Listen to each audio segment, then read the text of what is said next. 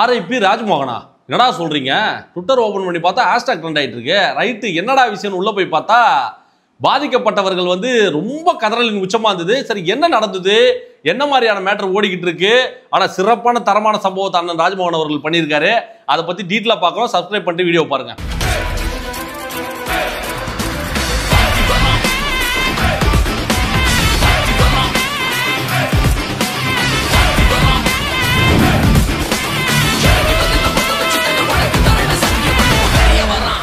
இப்போ என்ன ஆகி போச்சுன்னா, இந்த யூடியூப்ல சமூக ஊடகங்கள்ல அறிவாலயத்தில் இருந்து போடப்படும் எலும்புகளுக்கு வேலை செய்யும் ஆட்கள் நிறைய பேர் ஆயிட்டானுங்க.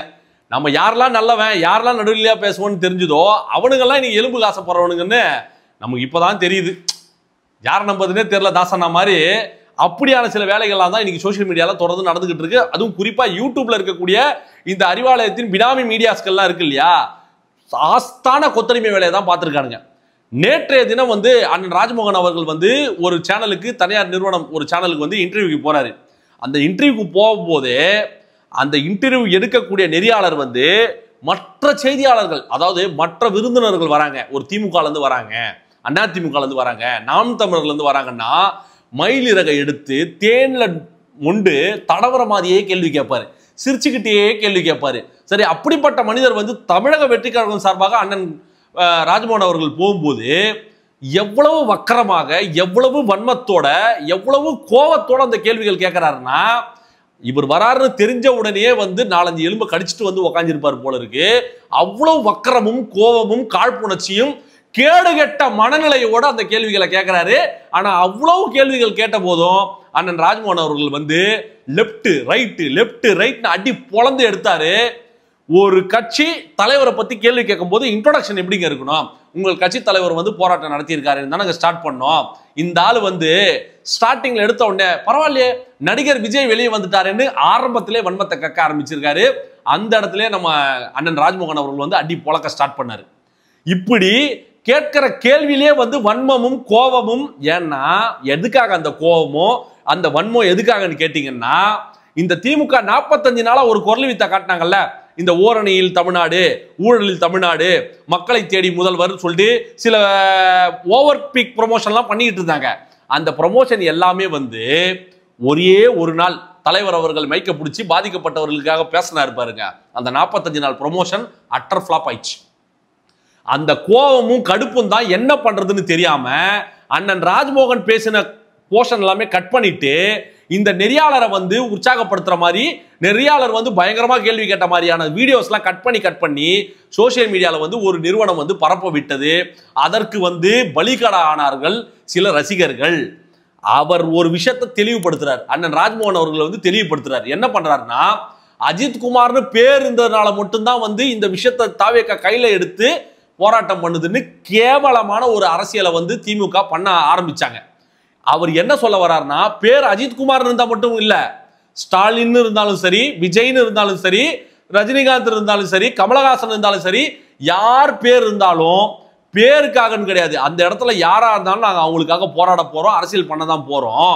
இந்த பேரை வச்சு அரசியல் பண்றவங்க நாங்க கிடையாதுன்னு ஒரு நோக்கத்துக்காக பேசின ஒரு ஃபுட்டேஜை இந்த கொத்துசும் கொத்தடிமை கும்பலும் இந்த எலும்பு குரூப்பும் சேர்ந்து என்ன பண்ணிருக்குன்னா, ரஜினிகாந்த் அவர்களை தப்பா பேசிட்டாருன்னு ஒரு ப்ரொபகண்டாவை, ஒரு ப்ரொமோஷனை சோசியல் மீடியால உருவாக்குறாங்க. அதுக்கு நூற்றுக்கணக்கான வீடியோஸை கட் பண்ணி பரப்பிக்கிட்டு இருக்காங்க.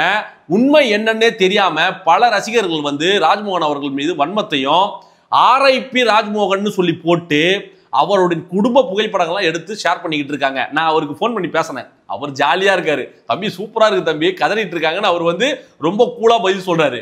நான் சொன்னேன், அண்ணா இனிய பிறந்தநாள் வாழ்த்துக்கள்னு சொன்னேன். என்ன தம்பி நீங்க எனக்கு பர்த்டேவே இல்லையேன்னு. அண்ணா அதான் ஆர்ஐபி டேக் போட்டாங்க, பழைய ராஜ்மோகன் செத்துட்டாரு, புது ராஜ்மோகன் தான் உயிரோட இருக்காரு, நீங்க ஜாலியா இருங்கண்ணே, ஃபன்னா இருங்கண்ணே. ஏன்னா நீங்கள் வருத்தப்படும் அளவிற்கு திமுகவின் கொத்தடிமைகள் அவ்வளவு ஒர்த்து கிடையாது. ஏன்னா நீங்க எந்த இடத்துலயும் தவறா பேசல. ஏன்னா எங்கள் கட்சி தலைவரை பத்தி தப்பா பேசுறாங்க. யாரு? அந்த நெறியாளர் எலும்பு குரூப். இனிமே அவங்க பேரே எலும்பு குரூப் தான். எலும்பு குரூப் உங்களை கோபப்படுத்தக்கூடிய வார்த்தைகள், புரியுதுங்களா? கட்சி தலைவர் பத்தியும் கட்சியை பத்தியும் கோபப்படுத்தக்கூடிய வார்த்தைகள். எங்க நமக்கு கோபம் வருது? ஏங்க நியாயமா சொல்லுங்க, ஒரு 24 பேர் செத்துருக்காங்க. அந்த 24 பேர் செத்த விஷயத்தை அந்த கம்பிங்க இருக்கு பாரு, கம்பிங்க இடிஞ்சு போயிடுச்சு, உடஞ்சி போயிடுச்சுன்னு சொல்லி அந்த விஷயத்து கூட கம்பேர் பண்ணி நார்மலைஸ் பண்றது வந்து எவ்வளவு கேவலமான விஷயம். நாய்க்கு கூட 3 வேளை சோறு கிடைக்குதுல்ல இந்த நாட்டுல. இப்படியாங்க கேவலப்படுத்தணும்? பாதிக்கப்பட்ட குடும்பம் எவ்வளவு கஷ்டப்பட்டுக்கிட்டு இருக்கு, மேடையில அழுதுகிட்டு இருக்காங்க. குடும்பம் இல்லைங்க, குழந்தைங்களை வளர்க்க முடியலைங்க, 27 வயசு ஆகுதுங்க, நான் வெளியே போனா எனக்கு எவ்வளவு பிரச்சனைகள் நான் சந்திக்க வேண்டியது இருக்குன்னு கணவனை இழந்த மனைவிமார்கள் கதறதெல்லாம் அவங்க மனசுல படாதா? பார்க்க மாட்டாங்களா? இரக்கமே கிடையாதா? எவ்வளவு ஒரு கேவலமான மனநிலை இருந்தா கேவல எலும்புக்கு ஆசைப்பட்டு அந்த 24 கொலைகளை நார்மலைஸ் பண்ணக்கூடிய ஒரு விஷயத்தை கொண்டு வராங்க பாத்தீங்களா? அந்த இடத்துல மனிதாபிமானம் உள்ள யாருக்கா இருந்தாலும் கோவம் வர்றது நியாயம் தானே. இப்படிப்பட்ட மனிதர்களும் இருப்பாங்களா நாட்டுல? ஏங்க, ஒரு நிறுவனத்துல வேலை செய்யறாங்க, அந்த நிறுவனம் உங்களுக்கு எலும்பு போடுதுன்றதுக்காண்டி அந்த எலும்புக்கு ஆசைப்பட்டு இறந்த குடும்பங்களை வந்து அந்த கொலையை வந்து நீங்க நார்மலைஸ் பண்ற ஒரு விஷயத்த ஒரு ஊடகம் பண்ணுதுன்னா இதுக்கு வேற தொழில் பண்ணிட்டு போயிடலாம்ல. எவ்வளவு கேவலமா இருக்குது பார்க்கும்போது. அந்த இடத்துல எந்த ஒரு மனிதனுக்கும் கோபம் வருது இயல்புதான். ஆனா அந்த இடத்துல பக்குவமா பதில் சொல்றாரு. திமுக ஒரு விஷயம் பண்ணா நீங்க வந்து ஒரு கேள்வியும் கேட்க மாட்டீங்களே. நடிகர் விஜய் போராட்டத்துக்கு வந்துட்டாரேன்னு சொல்லி கேக்குறீங்களே. நடிகர் விஜய் போராட்டத்துக்கு வந்துட்டாரு சொல்லுற நீங்க, நடிகர் உதயநிதி வந்து போராட்டத்துக்கு வந்து கலந்துகிட்டாருன்னு உங்களால பேச முடியுமா? தெம்பு இருக்கா, திராணி இருக்கா? ஆம்பளையா இருந்தா அந்த கேள்வியை வந்து உதயநிதி அவர்களை பார்த்து உங்களால கேட்க முடியுமான்னு அந்த எலும்புவை பார்த்து கேட்டோம்னா அவர்கிட்ட பதில் இருக்குமா? கொத்தடிமையா இருக்கலாங்க, ஆஸ்தான கொத்தடிமையா இருக்கிறது தப்பு. சோத்துல உப்பு போட்டுதான் சாப்பிடணும், புரியுதுங்களா? உடம்புல ரத்தம் ஓடுற எவனுக்கா இருந்தாலும் கோவம் சூடு சொரணன்றது வரும். ஆனா எலும்புக்கு சாப்பிட்றவங்களுக்கு வந்து சூடு சொரண வெக்கம் மானம் இருக்கான்னு நிச்சயமா எனக்கு தெரியல. ஏன்னா ஒரு கொலை சம்பவத்தை வந்து இரும்பு பேரிகேடை உடச்சிட்டாங்கன்னு சொல்லி கம்பேர் பண்றது வந்து எவ்வளவு அபத்தத்தின் உச்சம் சொல்லுங்க. கேட்கிற ஒவ்வொரு கேள்வியிலையும் வந்து அசிங்கப்படுத்தணும், அவமானப்படுத்தணும். இதாங்க ஒரு நெறியாளரின் பண்பு. ஒரு விருந்தினர் இந்த அளவுக்கு தான் நீங்க கேட்பீங்களா? ஒரு உங்களுக்கு எந்த விஷயத்த சொன்னா நீங்க ட்ரிகர் ஆவீங்களோ அந்த விஷயத்தை கேட்டு உங்களை கொச்சைப்படுத்தணும், உங்கள் கட்சி தலைவர்களை கொச்சைப்படுத்தணும் என்ற உள்நோக்கத்தை வச்சுக்கிட்டு கேள்வி கேட்கறவங்க எப்படிங்க நெறியாளராக இருக்க முடியும்? ஊடக தர்மமா அது? நடுநிலை இவங்க செயல்படுவாங்களா? இந்த மாதிரி ஆளுங்களாங்க தமிழ்நாட்டில் மாட்டிக்கின்னு மூச்சிட்டு இருக்காங்க. இதெல்லாம் வந்து நடுநிலை ஊடகம்னு சொல்லி இத்தனை நாள் மக்கள் நம்பிட்டு இருந்தாங்க. இனிமே அந்த ஊடகத்தை எவனா நம்புவானா? வளர்ந்து வரும் ஒரு கட்சி இவங்களோட பிரபகண்டா என்னன்னா மாநாடு தொடங்க போறது இல்லை, மாநாடு நடக்காதுன்னாங்க. மாநாடு நடந்தது, சரி ஓகே. அவர் மக்களை சந்திக்க மாட்டாருன்னாங்க. கோயம்புத்தூர் பூத் கமிட்டி மாநாடு, மதுரை மாநாடு, மதுரை மக்கள் ரோட் ஷோன்னு சொல்லி அதை நடத்துனாங்க. சரி, போராட்டம் பண்ண மாட்டாரு, வீதிக்கு வர மாட்டாருன்னு சொன்னாங்க. வீதிக்கு வந்தாச்சு. இப்போ இவங்க கையில் எடுக்கக்கூடிய ட்ரம்ப் கார்டு என்ன தெரியுமா? எப்போ பத்திரிகையாளர் சந்திப்பு? உனக்கு நான் ஏன் பதில் சொல்லணும்? நான் கேட்கறேன், உனக்கு நான் ஏன் பதில் சொல்லணும்? உன் இஷ்டத்துக்கெல்லாம் நான் வந்து பத்திரிகையாளரை தலைவர் சந்திக்க மாட்டாரு, என்ன பண்ண போறேன்? முடியாது. கதறு, காலில் விழுந்து கதறு, கெஞ்சு, மார்ல அடிச்சுக்கோ. எப்போ சந்திப்பாரு? எப்போ அடிச்சு சாவு, கத்தி கத்தி கதறி கதறி சாவு. முடியாது. அவருக்கு தெரியும் எப்போ எங்க எந்த பிரச்சனைக்கு மக்களை சந்திக்கணும், எப்போ பத்திரிகையாளர் சந்திக்கணும்னு. ஏன் இதுக்கு முன்னாடி தளபதி விஜய் அவர்கள் வந்து பத்திரிகையாளர் சந்திச்சது நீங்க பார்த்ததே கிடையாதா? நான் கேட்கிற கேள்விக்கு உங்ககிட்ட பதில் இருக்கா? பண மதிப்பிழப்போது அப்போது வந்து பேசுனது யாரு? மக்கள் பிரச்சனையும் போது உண்ணாவிரதம் இருந்தது யாரு? இலங்கை தமிழர்கள் பிரச்சனை எப்போ பத்திரிகையாளர் சந்திச்சு பேசுனது யாரு? நாகப்பட்டினத்துல போராட்டம் பண்ணது யாரு? இப்படி மக்கள் பிரச்சனைக்காக குரல் கொடுத்த எங்கள் தலைவன் மக்கள் பிரச்சனைக்காக பத்திரிகையாளர் சந்திச்சு பேசுனதெல்லாம் விஜய் கிடையாது, வேற ஒரு பாடி டபுளிங்கா? மனசாட்சி இல்லையா உங்களுக்கு? அரசியல் பண்ணணும், உங்களோட வியூஸ் வரைக்கும் நீங்க அவளை பயன்படுத்துவீங்களா? உங்களோட அரிப்புக்கு நாங்க வந்து சொரியணுமா? கொஞ்சம் கடுமையான வார்த்தைகள் தான் எனக்கு புரியுது. பட் இருந்தாலும் உங்களோட ஊடக வெறிக்கும் வியூஸ் வெறிக்கும் நீங்க வந்து என்ன பண்றீங்க? எப்போ வருவாரு? நல்ல பத்திரிகையாளர்கள் இன்னைக்கும் இருக்காங்க, நல்ல நடுநிலையான பத்திரிகையாளர் இன்னைக்கும் இருக்காங்க. ஆனா இன்னைக்கு இந்த அறிவாலயத்தின் ஆஸ்தான கொத்தடிமைகளுக்கு நாங்க பதில் சொல்ல வேண்டிய அவசியம் கிடையாது. முடியாதுடா, வர முடியாது. என்ன பண்ண போற? சந்திக்க மாட்டாரு, என்ன செய்வ? செய்யவா முடியாது, சந்திக்க மாட்டார். கதிரு கத்து. மக்களுக்கு தெரியும் தளபதியின் பாதை, தளபதியின் நோக்கம், எதற்காக அவர் அரசியலுக்கு வந்தாரு, எதை நோக்கத்துக்காக அவர் அரசியலுக்கு வந்திருக்காருன்றது மக்கள் புரிஞ்சுக்கிட்டாங்க. ஏன் பத்திரிகையாளர் மூலியமா போனா மட்டும் தான் தேவையா? பத்திரிகை சந்திப்பு நடக்கும், பத்திரிகையாளராக அவர் பார்க்க தான் போறாரு, பார்க்காம புறக்கணிக்க போறது கிடையாது. நீ சொல்லி வந்து பார்க்கணுமா? முடியாது. கதறு, உன்னால முடிஞ்சது நீ பாரு, கத்தி கத்தி சாவு. ஏன்னா இவனுங்க வந்து நோக்கம் என்னன்னா அசிங்கப்படுத்த வேண்டும், அவமானப்படுத்த வேண்டும் என்ற ஒரே நோக்கத்துக்காக தான் இவனுங்கெல்லாம் சுத்திக்கிட்டு இருக்கானுங்க. இந்த மில்டன், தேரடி, இதோ இப்போ இந்த பேட்டியில சேர்ந்துருக்கிற புது எலும்பு, இன்னும் நிறைய கேங் இருக்கு. யாரோ தூக்கி போறதை வச்சு இப்படி பிடிச்சிட்டு அம்மா தாயே போடுங்கம்மா 200 ரூபா போடுங்கம்மான்னு சொல்லி வாங்கக்கூடிய கேங்கு தான் இது. அடுத்து இவங்க வைக்கக்கூடிய நரேட்டிவ் என்ன மாதிரி நரேட்டிவ் தெரியுமா வைக்கிறானுங்க? ஏடிஎம்கே மேல என்ன உங்களுக்கு சாஃப்ட் கார்னர்? ஏடிஎம்கே கூட உங்களுக்கு என்ன சாஃப்ட் கார்னர்? என்ன சாப்பிட்டு காரணரு எங்களுக்கு ஒன்றும் புரியலையே. ஏடிஎம்கே எங்களுக்கு என்ன வேணும்? ஏடிஎம்கே எங்களுக்கும் என்ன தொடர்பு? எங்கள் போட்டி தமிழக வெற்றி கழகத்திற்கும் திமுகவுக்கும் தான். இந்த ரெண்டு கட்சிகளுக்கு தான் போட்டின்றோம். நாங்கள் தான் மோத போறோன்றோம். களத்தில் வேற எந்த கட்சியும் இல்லைன்னு நாங்கள் சொல்றோம். ஏன்னா மக்கள் ஆதரவு பெற்ற கட்சி எங்கள்கிட்ட இருக்குது, மக்களோட ஆதரவு எங்களுக்கு இருக்குன்னு நாங்கள் நம்புறோம். ஆல்ரெடி மக்கள் நம்பி தான் ஏமாந்து போயிருக்காங்க அந்த கட்சிக்கு ஓட்டு போட்டு. அதனால இந்த ரெண்டு கட்சிக்கு தான் போட்டி இருக்க போதுன்னு நாங்கள் சொல்றோம். 10 தேர்தல் தோத்து போன பழனிசாமி கூட நீங்க எங்களை கம்பேர் பண்ணி பேசுறது அபத்தமா நினைக்கிறோம். நாங்க எந்த இடத்திலாவது அதிமுகவோட கூட்டணி போக போறோம் நாங்க சொல்லியிருக்கோமா? இல்ல பிஜேபி கூட கூட்டணி போக போறோம் சொல்லியிருக்கோமா? பிஜேபி எங்களோட கொள்கை எதிரி, நேரடி எதிரி, தெளிவுபடுத்தியிருக்கோம். அதே நேரத்தில் இவர் கேட்கிறாரு கேள்வி, பிஜேபிக்கு எதிராக நீங்க என்ன பண்ணிட்டீங்க, என்ன பண்ணணும், என்ன செய்யணும் சொல்லுங்க. தமிழ்நாட்டில் இல்லவே இல்லாத ஒரு பிஜேபிக்கு, தமிழ்நாட்டில் பிஜேபி வளர்த்து விட்ட ஒரு கட்சிக்கு எதிர்த்து சண்டை போட்டுக்கிட்டு இருக்கோம். தமிழ்நாட்டில் பிஜேபி வளர்ந்ததுக்கு காரணமா இருக்கக்கூடிய திமுக கூட சண்டை போட்டுக்கிட்டு இருக்கோம். ஒரு கட்சி திமுக வந்து மறைமுக கூட்டணியில் இருக்கு, ஒரு பக்கம் ஏடிஎம்கே வந்து நேரடியா காலில் வந்து படுத்துட்டாங்க. மக்கள் பார்த்துக்கிட்டு தானே இருக்காங்க. தோத்து போன கட்சி கூட எங்களை வந்து கம்பேர் பண்ணி பேசிக்கிட்டு இருக்கீங்க. நாங்க அடுத்த எம்ஜிஆர் மக்களின் நம்பிக்கை பெற்ற ஒரு தலைவன், எம்ஜிஆருக்கு பிறகு மக்களின் எழுச்சியில் வருகின்ற ஒரு தலைவன் சொல்லிட்டு நாங்க பேசிக்கிட்டு இருந்தா நீங்க எடப்பாடி கூட எங்களை கம்பேர் பண்ணி பேசிக்கிட்டு இருக்கீங்க. நாங்க வந்து யாரையும் வந்து குறைத்து மதிப்பிட்டு அசிங்கப்படுத்துன்ற நோக்கம் கிடையாது. எங்கள் இலக்கு வந்து என்ன, எங்களை நோக்கி வருகிற கட்சிகள், எங்கள் தலைவரை ஏத்துக்கிட்ட வர கட்சிகளுக்கு ஆட்சி அதிகாரத்தில் பங்கு தரோன்றத மாநாட்டிலே தெளிவுபடுத்தின பிறகு ஏடிஎம்கே கூட பேசல. அவங்க செஞ்ச தப்புக்கு தானங்க அவங்கள மக்கள் ஒதுக்கி வச்சிருக்காங்க. அவங்க செய்த தவறுக்கு மக்கள் அவங்கள ஒதுக்கி வச்சிருக்காங்க. திரும்ப திரும்ப போய் அவங்களை நோண்டிக்கிட்டே இருந்தா எத்தனை தேர்தலில் தோத்து போயிருக்காங்க, மக்கள் நம்பிக்கை எழுந்து போயிருக்காங்க.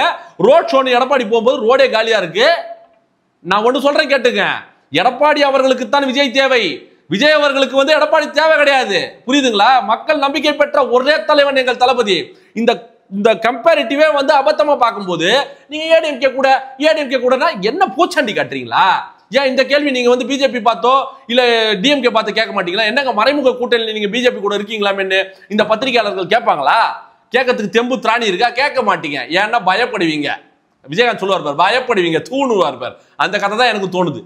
இப்படியான ஒரு நரேஷன்ஸ், இன்னைக்கு ஹேஷ்டாக் போடுறது, அவரை அவமானப்படுத்துறது, இதெல்லாம் எங்களை முடக்க முடியும்னு நினைக்காதீங்க. 100 ராஜ்மோகன் வருவாங்க, 100 ரமேஷ் வருவாங்க, 100 லைலாமணி வருவாங்க, 100 ராஜ்மோகன் வருவாங்க, 100 வீர விக்னேஸ்வர் வருவாங்க. உங்களால என்ன செய்ய முடியும்? என்ன செய்து விட முடியும்? நீங்க கொட்ட நாங்க வளர்ந்துகிட்டே தான் இருப்போம். எங்கள் கட்சி வளர்ந்துகிட்டே தான் இருக்கும். மக்களை நோக்கி நாங்க பயணித்துக் கொண்டிருக்கிறோம்.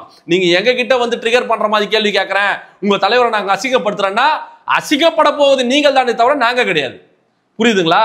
எங்களை அசிங்கப்படுத்துற நோக்கத்துல உங்களை நீங்களே அசிங்கப்படுத்திக்கிறீங்க, எக்ஸ்போஸ் பண்ணிக்கிறீங்க. ஆனா ராஜா, எவன் எப்படிப்பட்ட ஆளுங்கன்னு நல்லா தெரியுது. எவனுக்காக வேலை பார்க்கறான், எந்த மீடியா யாரோட பினாமியா ஒர்க் பண்ணுது, எல்லா தகவலும் பின்னாடி பார்க்கும்போது தான் தெரியுது. எல்லாமே ஆஸ்தான கொத்தடிமை கூட்டம். பெரியார் பேரை சொல்லி சொல்லி சொல்லி சொல்லி ஏமாத்தி என்னென்ன வேலைகள் பார்த்துக்கிட்டு இருக்காங்க. இனி இருக்கக்கூடிய ஊடகம் ஒண்ணு கூட நடுநிலையா செயல்பட மாட்டுது. ஏதோ ஒரு சிலர் நியாயமா பேசிக்கிட்டு இருக்காங்க, சரின்னா சரி, தப்புன்னு தப்பா பேசிக்கிட்டு இருக்காங்க. அவங்களும் எப்போ எந்த நேரத்தை வேலை போவாங்க, எப்போ போவாங்கன்னு நமக்கு தெரியாது. ஆனா என்றும் விலை போவாத ஒரே நாயகம் ஜனநாயகம். அந்த ஜனநாயகத்தின் மீதும் இந்த மக்களாட்சி தத்துவத்தின் மீதும் நம்பிக்கை வைத்து வருகிறார் எங்கள் தலைவன். இந்த மக்கள், தமிழ்நாட்டு மக்கள் எந்த நேரத்திலும் எந்த இடத்துல எங்க தளபதியை கைவிட மாட்டாங்கன்னு நான் நம்புறேன். சத்தியமாக நிச்சயமாக 2026 தமிழக வெற்றி கழகம் ஆட்சி அமைக்க போவது உறுதி. நீங்கள் எந்த ஒரு அவதூறையும் நீங்க கட்டவிழ்த்து விடுங்கள், என்ன மாதிரியான ஆபாசத்தையும் கட்டவிழ்த்து விடுங்கள். நீ ஆர்ஐபின்னு போடு, ஹாப்பி பர்த்டேன்னு கூட போடு, எங்களுக்கு கவலையே கிடையாது. இந்த மாதிரியான சில பிற்போக்குத்தனமான இந்த ஹேஷ்டாக் போட்டதுனால சீப் எடுத்து நான் ஒலிக்க வச்சுட்டா கல்யாணம் நின்று போடுன்ற கான்செப்ட் எல்லாம் எங்க கிட்ட பலிக்காது. திருப்பி ஹேஷ்டாக் போடுறது எங்களுக்கு 2 நிமிஷம் ஆகாது. ஏன்னா நாங்க தப்பு பண்ணல. புரியுதுங்களா? ஆனால் தோழர்களே நன்றாக கேளுங்கள். ஹேஷ்டாக் போடுற ஆர்ஐபி ராஜ்மோகன் ஹேஷ்டாக் போடுற தோழர்களுக்கு நாளைக்கு பிரச்சனைனா கூட வீதியில் இறங்க போவது தமிழக வெற்றி கழகம் தான்.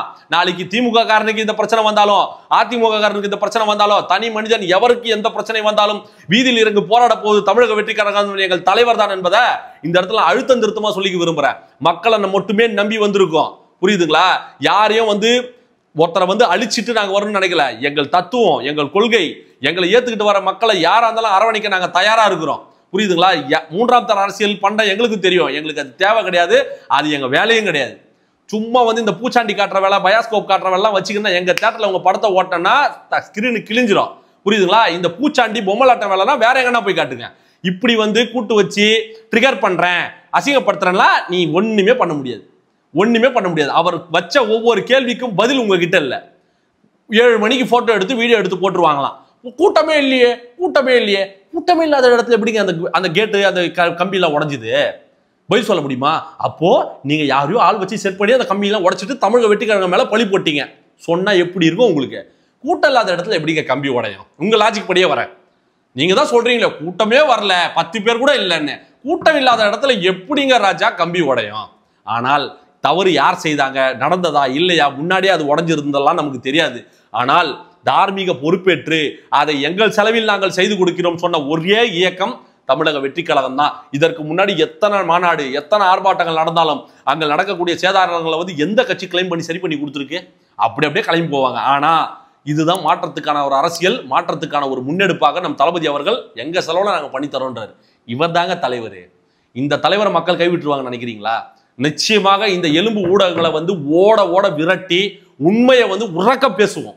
உண்மையை உறக்க பேசிக்கொண்டே இருப்போம். என்ன மாதிரி ஆயிரக்கணக்கான நூற்றுக்கணக்கான ராம்குமார்கள் வருவாங்க, உண்மையை பேசிக்கிட்டே இருப்பாங்க. நீங்க என்ன பொய்யான வாக்குறுதிகளை நீங்க அள்ளி வீசுங்க, மக்கள் முன்னாடி உங்க சாயம் வெளுத்து போச்சு. உங்களோட ப்ரொமோஷன் ஸ்ட்ராட்டஜி ஒரே நாள்ல மைக்க பிடிச்சி பேசி ஓரணியில் தமிழ்நாடை வந்து சல்லியா நொறுக்கி விட்டாரு. அந்த கோபத்தின் வெளிப்பாடு தான் இன்னைக்கு வந்து இந்த ஆபாச அவதூறான ஹேஷ்டாகுகளும் ஆபாசமான சில வார்த்தைகளும் எங்கள் கொள்கை பரப்பு செயலாளர் போட்டுக்கிட்டு இருக்கீங்க. பண்ணுங்க, அவர் ஜாலியா இருக்காரு, எங்களுக்கும் ரொம்ப ஜாலியா இருக்கு. மக்கள் முன்னாடி நீங்க எக்ஸ்போஸ் ஆகுறீங்கன்றத இந்த இடத்துல நான் சொல்லிக்கிறேன். மக்களே தெளிவாக இருங்க. வெற்றி வாகை 26 சூடுவோம். மீண்டும் ஒரு சிறப்பான தரமான வீடியோவோடு உங்களை வந்து நான் சந்திக்கிறேன். நன்றி, வணக்கம்.